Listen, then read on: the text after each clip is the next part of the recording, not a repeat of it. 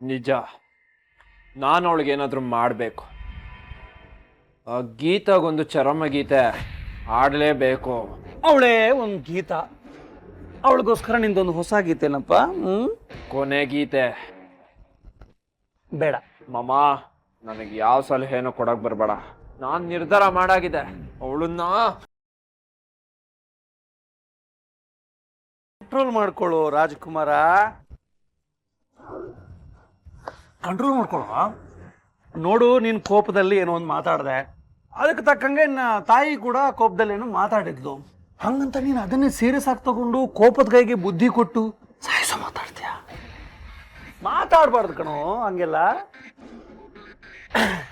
ಅಮ್ಮ ನನಗೆ ಉಗ್ದಿದ್ದು ನಿನ್ಗೆ ಅರ್ಥ ಆಗ್ಲಿಲ್ವಾ? ಅಂತ ಮಾತು ತಗೊಳಕ್ ನನಗೆ ಇಷ್ಟ ಇಲ್ಲ. ಹಂಗಂತ ನೀನು ಆ ಗೀತನ ಮುಗಿಸಿ ನೇರವಾಗಿ ಹೋಗಿ ಪರಪ್ಪನ ಅಗ್ರಹಾರ ಸೇರ್ಕೊಂಡ್ರೆ ನಮಗೆಲ್ಲ ಅದು ಭಾರಿ ಇಷ್ಟ ಆಗುತ್ತೆ ಅಂತ ಅನ್ಕೊಂಡಿದ್ದೇನಪ್ಪ. ವಿಜಿ,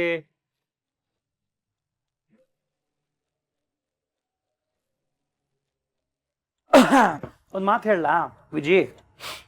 ನೋಡು, ಸೇಡು ಅನ್ನೋದು ಯಾವತ್ತೂ ಸಾವಿನ ಸಮಾನಾರ್ಥಕ ಪದ ಆಗಲ್ಲ, ಆಗ್ಲೂಬಾರ್ದು.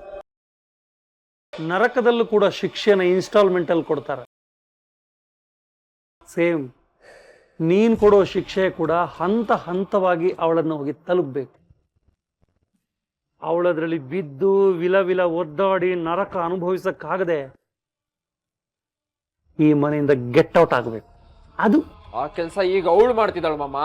ಅಂದಮೇಲೆ ನೀನು ದಡ್ಡ ಅನ್ನೋದು ಪ್ರೂವ್ ಆಗ್ತಿದೆಯಲ್ಲ ಅಳಿಮಯ್ಯ. ಮಮ್ಮ, ಸಿಟ್ಟಾಗ್ಬೇಡ, ಸಮಾಧಾನ ಕೇಳಿಸ್ಕೊಳ್ಳೋ. ನಿಂಗೆ ಸಮಾಧಾನ ಅನ್ನೋ ಶಬ್ದದ ಅರ್ಥನೇ ಗೊತ್ತಿಲ್ವಲ್ಲೋ, ಹೇಳೋದನ್ನ ಕೇಳಿಸ್ಕೋ. ಏನ್ ಕೇಳಿಸ್ಕೊಳೋದು? ಆ ಗೀತಾ ಆಟ ಮಿತಿ ಮೀರಿದೆ, ಅದಕ್ಕೆ ಅಮ್ಮ ಹಾಗೆ ಹೇಳಿರೋದು. ಅಯ್ಯೋ ಬಿದ್ದು ಗುಂಡ ಕಣೋ ನೀನು.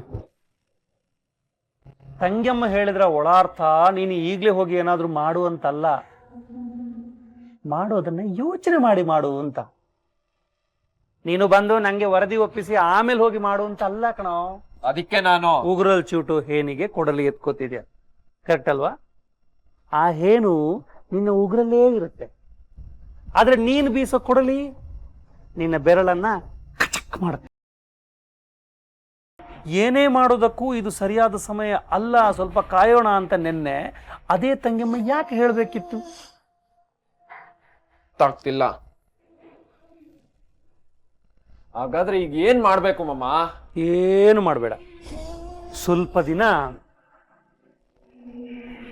ನಿನ್ನ ಅಮ್ಮ ಇದ್ದಾಳಲ್ಲ, ಏನಾದ್ರೂ ಮಾಡೇ ಮಾಡ್ತಾಳೆ. ಕೂಲ್ ಕೂಲ್ ಅಳಿಮಯ್ಯ, ಕೂಲ್.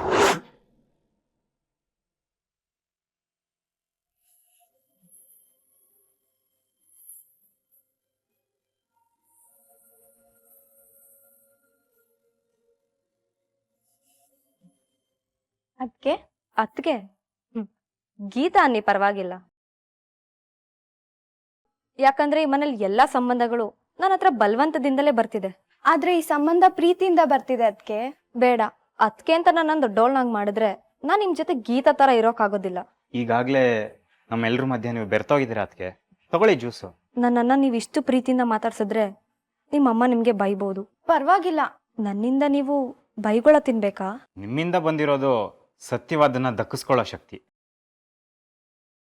ನಿಜ ಅದಕ್ಕೆ ಈ ಮನೇಲಿ ನಮ್ಮ ಅಣ್ಣ ಹೇಳಿದ್ದೆ ವೇದವಾಕ್ಯ ಅಂತ ಆಗಿತ್ತು. ಅದಕ್ಕೆ ನಮ್ಮ ಅಮ್ಮನ ಸಪೋರ್ಟ್ ಕೂಡ ಇತ್ತು. ನಾವ್ ಏನೇ ಸರಿಯಾದ್ ಮಾಡಿದ್ರು ಅದು ತಪ್ಪು. ಆದ್ರೆ ವಿಜಿ ಮಾಡೋದೆಲ್ಲ ತಪ್ಪೆ, ಆದ್ರೆ ಅದೆಲ್ಲ ಸರಿ ಅಂತ ನೋಡ್ತಿದ್ದು ನಮ್ಮಮ್ಮ. ಅದ್ರ ಬಗ್ಗೆ ಬೇಜಾರ್ ಮಾಡ್ಕೊಂಡ್ರೆ ನಮ್ಗೆ ಬೈಯೋರು, ನ್ಯಾಯ ಕೇಳಿದ್ರೆ ಇದೇ ನ್ಯಾಯ ಅನ್ನೋರು. ಅದ್ರಿಂದ ವಿಜಿ ಆಡಿದ್ದೇ ಆಟ ಆಗೋಗಿತ್ತು. ಅಣ್ಣ ಸಾವಿರಾರು ತಪ್ಪು ಮಾಡಿದಾನೆ, ಅದ್ ನಮ್ಗೂ ಗೊತ್ತು. ಆದ್ರೆ ಅದನ್ನ ಯಾರು ಯಾವತ್ತೂ ಪ್ರಶ್ನೆನೇ ಮಾಡಿರ್ಲಿಲ್ಲ. ಆದ್ರೆ ನೀವ್ ಮಾಡಿದ್ರಿ, ಅದ್ರಿಂದ ಅಪ್ಪ ಕೂಡ ಅವನನ್ನ ಬೈದು ಸುಮ್ನಿರಿಸೋ ಹಾಗಾಯ್ತು. ಯಾರಾದ್ರೂ ಒಬ್ರು ಬಂದು ಅವ್ರ ಎದುರಿಗೆ ನಿಲ್ಬೇಕು, ಆ ವಿಜಿ ಮಾತ್ನ ಈ ಮನೇಲಿ ನಡೀದೇ ಇರೋ ಹಾಗೆ ಮಾಡ್ಬೇಕು. ನಮ್ಮ ಅಮ್ಮನಿಗೆ ಎದುರಾಳಿಯಾಗಿ ನಿಂತು ಬಾಯಿ ಮುಚ್ಚಿಸ್ಬೇಕು ಅಂತ ನಾವ್ ಯಾವಾಗ್ಲೂ ಅನ್ಕೊಂತಿದ್ವಿ. ನಮ್ ಕೂಗ ದೇವ್ರು ಕೇಳಿಸ್ತು ಅನ್ಸುತ್ತೆ, ಅದಕ್ಕೆ ನಿಮ್ಮನ್ನ ಕಳ್ಸಿದ್ದಾರೆ. ಅಮ್ಮನ ಕೊಬ್ಬು ಮುರಿಯೋ ಆಯುಧ ನೀವು. ಈ ಮನೆಯವರಾಗಿ ಅಮ್ಮನ್ನ ಎದುರಿಸೋ ಶಕ್ತಿ ನಮಗೂ ಇರ್ಲಿಲ್ಲ. ಯಾಕಾದ್ರೂ ಅವಳ ಮಕ್ಳಾಗ್ ಹುಟ್ಟಿದೀವೋ ಅನ್ನೋಷ್ಟು ಬೇಸರ ಬಂದಿತ್ತು.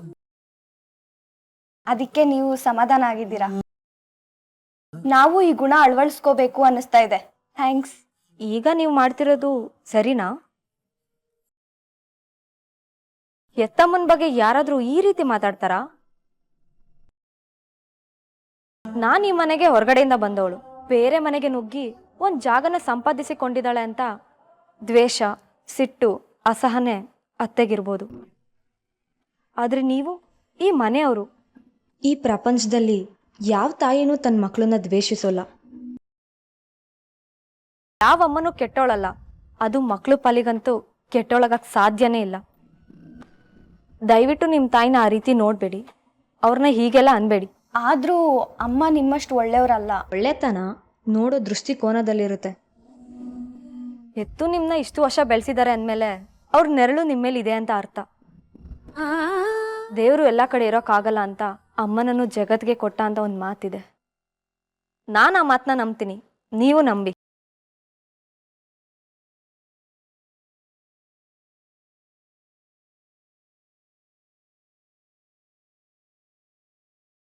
ಹಾ, ನಾನು ಈ ಮನೆಗೆ ಬಂದಿದ್ದ ಮೊದಲ ದಿವಸ ರಾತ್ರಿ ನನ್ನ ತಲೆ ಕೆಳಗಡೆ ದಿಂಬು, ಮೈ ಮೇಲೆ ಹೊದಿಕೆ ನೀವೇ ಇಟ್ಟಿದ್ದು ತಾನೆ?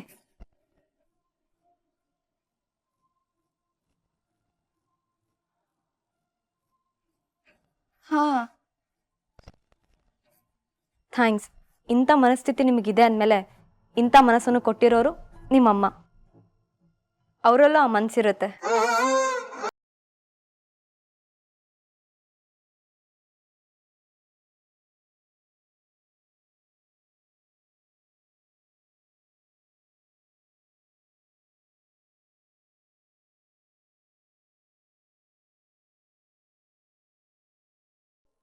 ಜ್ಯೂಸ್ ತುಂಬ ಚೆನ್ನಾಗಿತ್ತು. ನನ್ನ ಇನ್ಮೇಲಿಂದ ಗೀತಾ ಅಂತ ಕರೆಯೋದು ಅಭ್ಯಾಸ ಮಾಡ್ಕೊಳ್ಳಿ. ಥ್ಯಾಂಕ್ಸ್.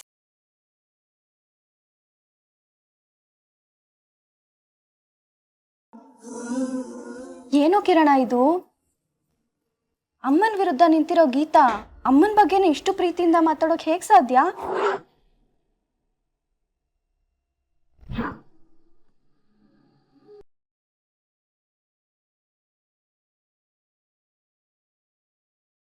ನನಗೆ ಬರ್ತಾ ಇರೋ ಸಿಟ್ಟಿಗೆ ಅವಳನ್ನ. ಹ್ಞೂ ತಂಗ್ಯವ್ವ, ಇತ್ಲಾಗೆ ನೀನು ಏನು ಮಾಡ್ತಿಲ್ಲ, ಅತ್ಲಾಗ ವಿಜಯನ್ ಕೂಡ ಏನೂ ಮಾಡಕ್ ಬಿಡ್ತಿಲ್ಲ. ನೀನು ಏನೇನು ಮಾತಾಡಿ ಅವ್ನು ರೊಚ್ಚಿಗೆ ಬಿಸ್ತಿದ್ಯಾ? ನೀನು ನ್ಯಾಯನ ಇದು? ಮಾಡೋದನ್ನ ಪರ್ಮಿಷನ್ ಕೇಳಿ ಮಾಡ್ತೀಯನೋ, ಪೌರುಷ ಇಲ್ದವನೇ ಅಂತ ಅವನ ಮುಂದೆನೆ ಹೇಳಿದ್ರೆ ಬಿಸಿ ರಕ್ತದ ಹುಡುಗ ತಂಗ್ಯವ್ವ, ಹೋಗಿ ಆ ಗೀತನ ಶವ ಮಾಡಿ ಬರೋದಿಲ್ವೇ? ಅದೇ ಪ್ಲಾನಲ್ಲಿ ಅವನಿದ್ದ. ನಾನು ಹೋಗಿ ಸಮಾಧಾನ ಮಾಡಿ ಬಂದೆ. ತಂಗ್ಯವ್ವ, ಮೊದಲು ನೀನೊಂದು ಸರಿಯಾದ ತೀರ್ಮಾನಕ್ಕೆ ಬಾ, ಆಮೇಲೆ ಮಾತಾಡು. ಅದು ಬಿಟ್ಟು ನೀನು ಚುಚ್ಚೋದು ಅವನು ಚಚ್ಚೋದು ಅಂತಾದ್ರೆ ಕೊನೆಗೊಂದು ದಿವಸ ಅವನಿರೋ ಜೈಲಿಗೆ ನಾನೇ ದಿನಾ ಕ್ಯಾರಿಯರ್ ತಗೊಂಡೋಗ್ಬೇಕಾಗುತ್ತೆ. ಅದಾಗಬಾರ್ದು. ಈಗ ನಾವು ಏನೇ ಮಾಡಿದ್ರು ಅದರಿಂದ ಅವಳನ್ನ ಕಾಪಾಡೋ ನೆರಳು ಈ ಮನೇಲಿದೆ. ಯಾರದು? ಇನ್ಯಾರು? ನಿಮ್ಮ ಭಾವ, ನನ್ನ ಗಂಡ. ಅವ್ರ ಕೃಪಾ ದೃಷ್ಟಿ ಅವಳ ಮೇಲೆ ಇರೋ ತನಕ ಗೀತಾನ ಅಲ್ಲಾಡ್ಸೋಕ್ ಆಗಲ್ಲ ಅಂತ್ಯ? ನೆರಳು ಕಳಿಬೇಕು. ಕೃಪಾ ದೃಷ್ಟಿಗೊಂದು ಅನುಮಾನದ ಗ್ರಹಣ ಬಂದು ಬಡ್ಕೋಬೇಕು. ಅದಕ್ಕೇನಾಗಬೇಕು? ನಮ್ಮ ಯಜಮಾನ್ರು ಕಣ್ಣಲ್ಲಿ ಆ ಹೂವಾಡ್ಗಿತ್ತಿ ಗೀತಾ ಕೆಟ್ಟೋಳಾಗ್ಬೇಕು. ಅದನ್ನ ಬರೀ ಮನಸ್ಸಲ್ಲಿ ಅನ್ಕೊಂಡ್ರೆ ಸಾಕ, ಪ್ಲಾನ್ ಮಾಡೋದು ಬೇಡ.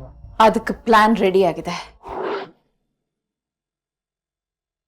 ಏನದು?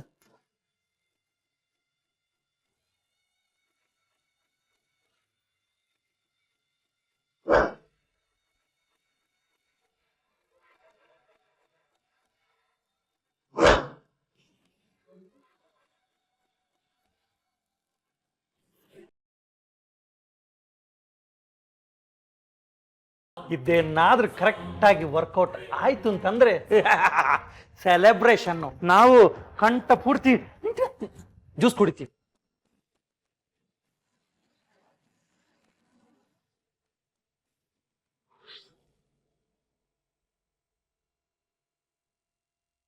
ಇಷ್ಟೊತ್ತಾಯ್ತು ಹೇಳಿ, ಇನ್ನೂ ಜ್ಯೂಸ್ ತಂದಿಲ್ಲ.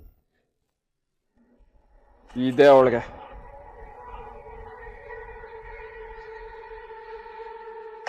ಕಣ್ಮಣಿ, ಕಣ್ಮಣಿ. ಯಜಮಾನ್ರೆ, ಜ್ಯೂಸ್ ಕೇಳಿ 10 ನಿಮಿಷ ಆಯ್ತು, ಇನ್ನೂ ಬಂದಿಲ್ಲ. ಏನ್ ಮಾಡ್ತಾ ಇದ್ಯಾ? ಜ್ಯೂಸ್ ರೆಡಿ ಆಗಿದೆ ಯಜಮಾನ್ರೆ, ಅಡ್ಗೆ ಮಾಡ್ತಿದ್ದೆ. ಜ್ಯೂಸ್ ನನಗ್ ಮೊದ್ಲು ಕೊಟ್ಟು ಆಮೇಲೆ ಅಡ್ಗೆ ಮಾಡ್ಕೊಂಡು ಸಾಯತ್ತಾನೆ. ಅಡ್ಗೆ ಮಾಡಿ ಅವ್ರು ನಮ್ಮನ್ನ ಬದುಕಿಸ್ತಾ ಇದೆ ಸಾಹೇಬ್ರೆ, ಅವ್ರು ಯಾಕೆ ಸಾಯ್ಬೇಕು? ನೀನ್ ಮಧ್ಯದಲ್ಲಿ ಬರ್ಬೇಡ, ಇದು ನಿನಗ್ ಸಂಬಂಧ ಪಡ್ದೇ ಇರೋ ವಿಷಯ. ಈ ಮನೆ ಸೊಸೆಗೆ ಈ ವಿಷಯ ಯಾಕೆ ಸಂಬಂಧ ಪಡಲ್ಲ? ಕಣ್ಮಣಿ, ಜ್ಯೂಸ್ ತಗೊಂಬಾ. ಇಲ್ಲ ಯಜಮಾನ್ರೆ, ಮೊದಲು ಅಡ್ಗೆ ಮಾಡಿ ಮುಗಿಸಿ ಅಂತ ಮೇಡಮ್ ಹೇಳಿದ್ದಾರೆ. ಯಾರು? ಅಮ್ಮನ? ಅಲ್ಲ, ಗೀತಾ ಮೇಡಮ್.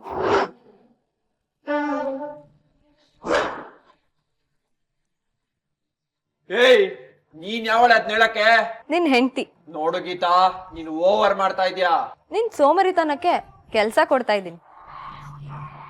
ಪಾಪ ಕಣ್ಮಣಿಗೆ ಕೈ ತುಂಬಾ ಕೆಲ್ಸ ಇದೆ, ಟೈಮ್ ಸರಿಯಾಗಿ ಅಡ್ಗೆ ಮಾಡ್ಬೇಕು. ಇಲ್ಲ ಅಂದ್ರೆ ನಿಮ್ಮಮ್ಮ ಬೈತಾರೆ. ಪಾಪ ಅದ್ರ ಮಧ್ಯೆ ಜ್ಯೂಸ್ ಕೂಡ ಮಾಡಿದ್ದಾರೆ. ಮಾಡಿರೋದನ್ನ ತಗೊಂಡೋಗಕ್ಕೆ ನಿನಗ್ ಮೈ ಬಾರನಾ? ಹೇಳಿದ ಕೆಲ್ಸ ಮಾಡ್ಬೇಕು. ಅವಳಿ ಮನೆ ಕೆಡಿಸ್ದವಳು. ಇರ್ಬೋದು ಯಜಮಾನ್ರೆ, ಆದ್ರೆ ಅವರು ಮನುಷ್ಯರು ಅನ್ನೋದನ್ನ ನಾವು ಮರಿಬಾರ್ದು. ಹಾಗಾದ್ರೆ ಇನ್ಮೇಲೆ ಈ ಮನೇಲಿ ಅವ್ರವ್ರ ಕೆಲ್ಸ ಅವ್ರವ್ರೇ ಮಾಡ್ಕೊಬೇಕಾ? ಎಲ್ರಿಗೂ ಹೇಳೋ ಹಕ್ಕು ನನಗಿಲ್ಲ, ಆದ್ರೆ ನನ್ ಗಂಡನಿಗೆ ಹೇಳ್ಬೋದಲ್ವಾ?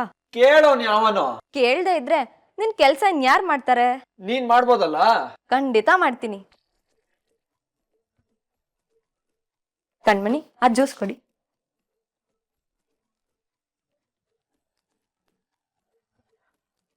ಅಂದ್ರೆ ನೀನ್ ನನ್ನ ಹೆಂಡತಿ ಅಂತ ಒಪ್ಕೊಂಡಾಯ್ತಲ್ವಾ?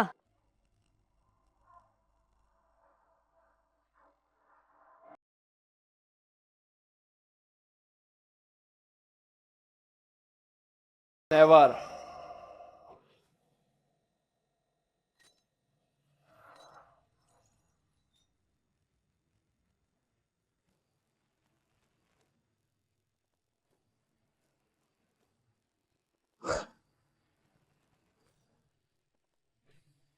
ನೆವರ್. ಹಲೋ ಯಜಮಾನ್ರೆ, ಇನ್ನೊಂದ್ಸತಿ ನಿಮ್ ಸಿಟ್ಟಿಗೆ ಬಿದ್ದು ಏನಾದ್ರೂ ಕೆಳಗಡೆ ಬಿದ್ರೆ ನೀವೇ ಕ್ಲೀನ್ ಮಾಡ್ಬೇಕಾಗತ್ತೆ. ಏನಂದೆ? ಅವ್ರವ್ರು ಹಾಕಿದ ಕಸನ ಅವರೇ ಎತ್ತಾಕ್ಬೇಕು.